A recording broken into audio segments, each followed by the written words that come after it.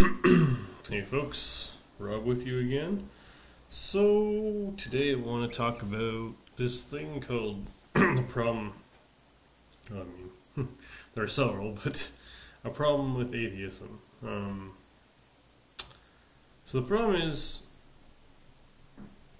atheists. No, a lot of atheists, such as Matt Dillahunty, Aaron Ra, and more like them, have pretty much made their livelihood on attacking a being, namely God, they claim doesn't exist. Now, personally, for me, if I truly believe that God didn't exist, I wouldn't waste my time arguing with people like me. I would just, if I truly believed that God didn't exist, I would just start fornicating, stealing, lying, and just basically going back to the life that I had before wising up and living for Christ. That's how I would live. Because if there is no God, then there's no ultimate purpose, and if there's no ultimate purpose, then I may as well just sleep around, have fun, steal some stuff, because who cares? There's not even such a thing as morality. There's just my preference, right? And then if I prefer to sleep with several women for the rest of my life, then it's not immoral. It's just my choice. If there's no God, morality doesn't even exist, except that which I make up, which is not moral. It's just a preference. If there was no God, I would more than likely just be sleeping around with women pretty much all the time. If there was no God, no morality, no consequences. Well, that's the thing too, though. There's still consequences, right? Because like, if I sleep around with different women, there's a chance I could catch an STI, a sexually transmitted infection. Used to be a disease, but I don't know, whatever it is, whatever the case may be, I could still contract gonorrhea. I could contract AIDS. I could contract HIV. I contract a whole host of things just by sleeping with more than one sexual partner. I'm not advocating that I'm not advocating for it, nor am I saying I will. I'm just saying if there was no God, I probably would just fornicate for the rest of my life. No matter. Yeah, I would.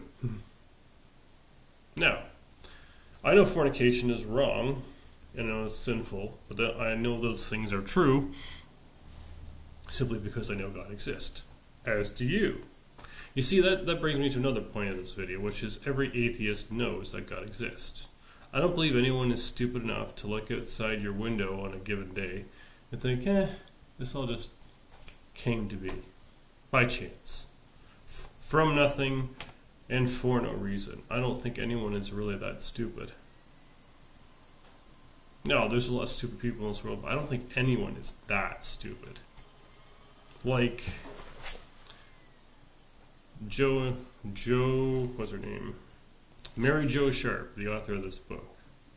Now, I cannot prove to you that Mary Jo Sharp wrote this book, but the fact that her name is on it and her picture appears on the back, and that no one has contested it, tells me that there's good evidence to believe that Mary Jo Sharp is in fact the author of this book, Why I Still Believe, which I'm going to be using as one of the resources as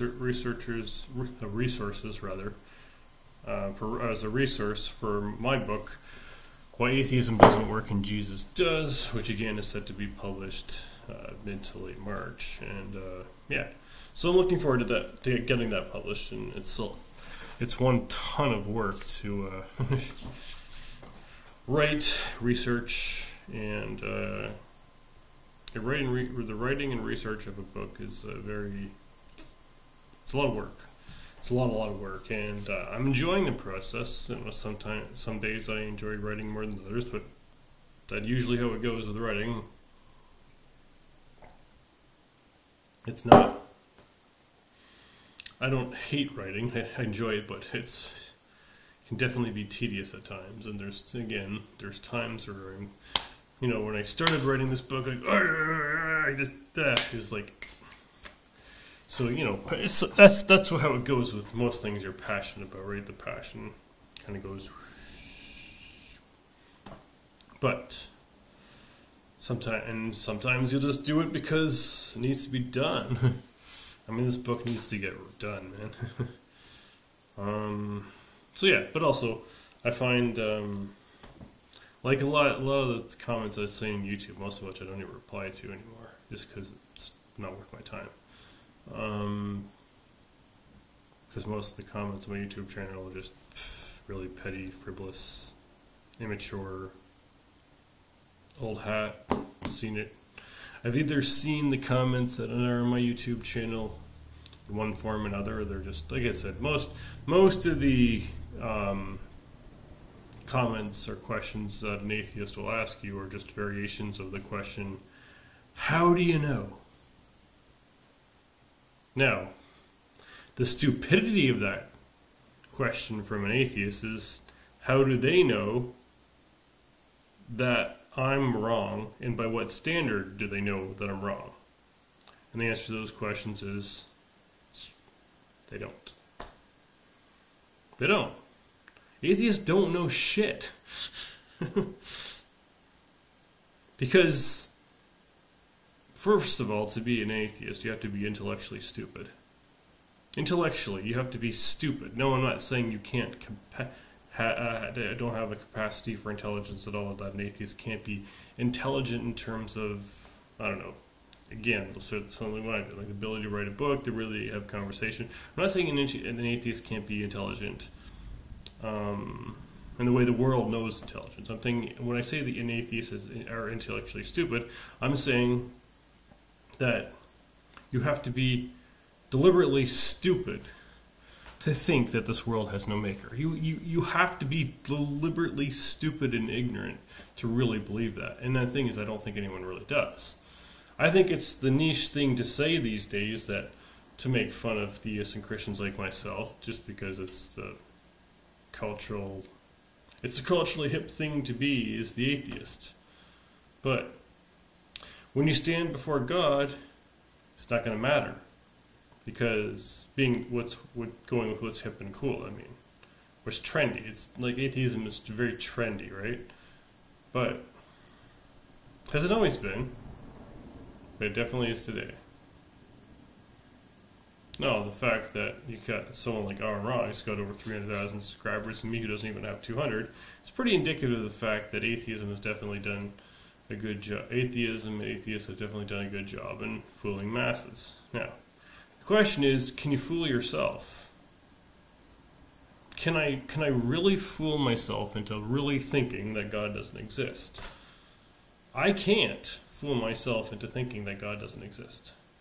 Maybe people like Aaron Ra and Matt Dillahunty and Jackson Weed or Peter and in the Netherlands have really fooled themselves into really thinking that God doesn't exist.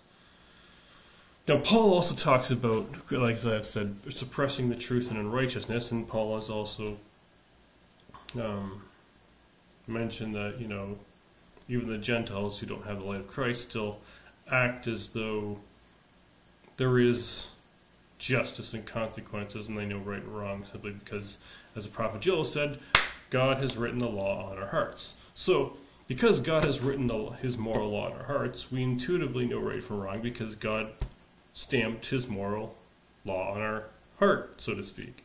So, if I say, I've never heard of the book Why I Still Believe, while I'm holding this book in my hand, you know that I'm lying. And it's a deliberate lie, if I said that. If I said, I've never heard of Captain America, the Winter Soldier, as I'm holding the case, which has the film to it, in my hand, you know I'm lying. But the thing is, atheists do the same thing when it comes to God. They have God's moral law in their heart, and they know, and God has stamped his moral law in our heart. Not only has God stamped his law in his heart, God has impressed upon us that He is the moral lawgiver who has written his moral law to heart. So when the atheist stands before God on the day of judgment who hasn't repented, he or she, all their arguments, all the reasons that they had in this life, but all the nonsense why they